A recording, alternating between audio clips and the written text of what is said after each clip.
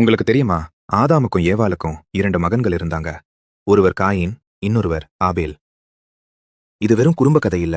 மனுஷனோட எண்ணங்கள், முடிவுகள் எப்படி வாழ்க்கைய மாற்றுது என்பதற்கான ஒரு ஆழமான பாடம். காயின் ஒரு விவசாயி, நிலத்த உழுதி பயிர் வளர்த்தவன்.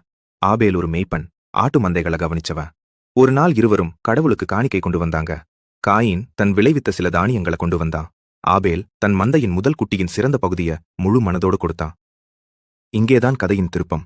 கடவுள் ஆபேலின் காணிக்கையை ஏற்றுக்கொண்டார். ஆனா காயினுடையதை ஏற்றுக்கொள்ளவில்லை. பொருளில் குறையில்ல, ஆனா மனப்பான்மையில் தான் வித்தியாசம் இருந்தது.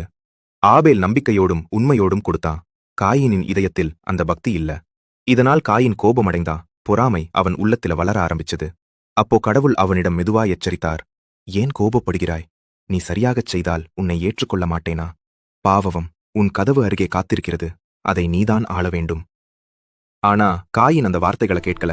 தன் தம்பி ஆபேல வயல்வெளிக்கு அழைத்துச் சென்று தன் சொந்த கைகளாலேயே அவனை கொன்றுவிட்டான். பின்னர் கடவுள் கேட்டார், உன் தம்பி ஆபேல் எங்கே? காயின் திமிரோட சொன்னான், எனக்கு தெரியாது. நான் என்ன என் தம்பிக்கு காவல்காரனா? ஆனா உண்மைய மறைக்க முடியல. கடவுள் சொன்னார், உன் தம்பியின் ரத்தம் நிலத்திலிருந்து என்னை நோக்கி கூப்பிடுகிறது. அதற்கு பிறகு காயின் தண்டிக்கப்பட்டான். ஒரே இடத்தில் நிலைத்திருக்க முடியாதவனாகி அலைந்து திரிய வேண்டியதாகிவிட்டது.